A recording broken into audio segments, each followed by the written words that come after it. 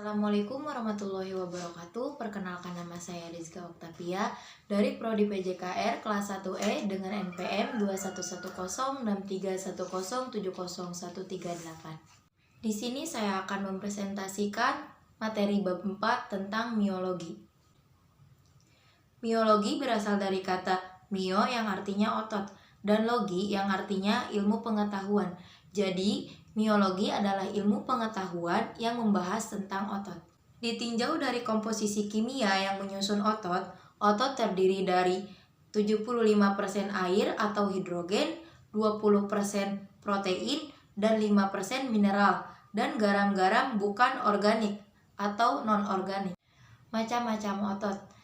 Di dalam tubuh manusia terdapat 3 otot, yaitu otot polos, otot jantung, otot lurik.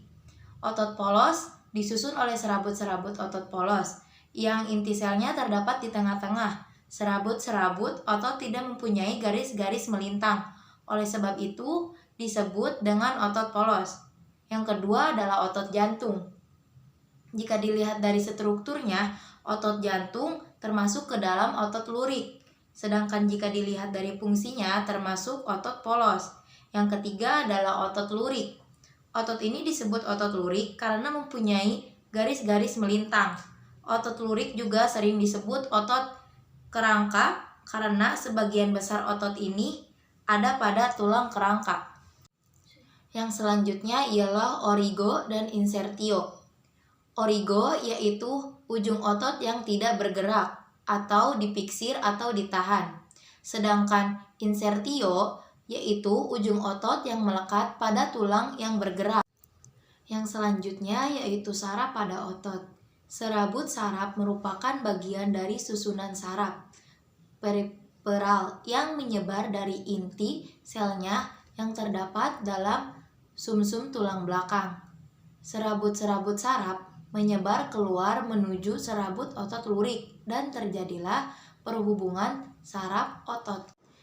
Tonus otot. Otot-otot pada waktu istirahat tidak rileks sempurna, tetapi masih dalam keadaan sedikit tegang. Keadaan ini disebut tonus otot. Tonus otot ini membantu mempertahankan persendian dan otot dalam keadaan siap untuk berkontraksi apabila diperlukan. Kontraksi isometrik adalah suatu kontraksi otot di mana panjang otot tidak berubah, sedangkan ketegangan gerakan-gerakan yang nyata. Kontraksi isotonik adalah suatu kontraksi otot tidak berubah. Pada kontraksi ini, gerakan-gerakan tampak jelas. Panjang otot saat berkontraksi dapat berubah otot saat menjadi panjang atau menjadi pendek. Selanjutnya adalah bentuk otot. Pengelompokan otot berdasarkan bentuknya, yaitu otot yang berbentuk kumparan otot yang termasuk kelompok ini berbentuk bulat, agak panjang di bagian empalnya. Selanjutnya otot yang berbentuk bulat panjang, otot yang berbentuk bulu ayam, otot yang berbentuk kipas, otot yang berbentuk pipih dan lebar. Selanjutnya pengelompokan otot berdasarkan fungsi otot, yaitu otot ketul, otot kedang, otot penepi, otot penengah, otot silang hasta, otot rata hasta, dan otot mimik muka. Otot-otot pada gelang bahu. Otot-otot yang menghubungkan taju duri atau prospinosus dengan bahu. Otot kerudung atau M. trapesius. Otot ini bentuknya seperti trapesium. Otot ini pipih atau ceper dan letaknya di bagian tengkuk atau punduk, serta lokasinya langsung di bawah kulit. Otot bentuk belah ketupat. Otot ini letaknya di bawah M. trapesius. Otot ini menghubungkan tulang belikat dengan taju dari tulang leher atau vertebra cervicalis dan tulang punggung atau vertebra thoracalis.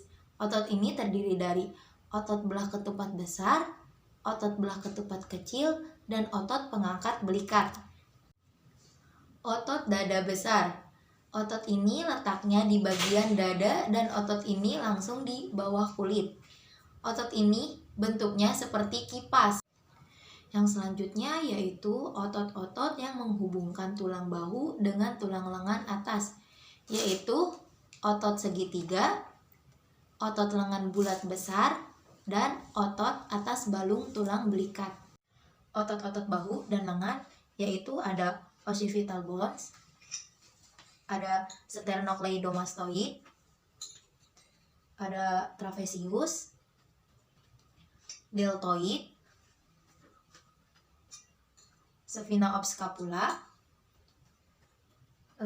triceps brachial, dan humerus.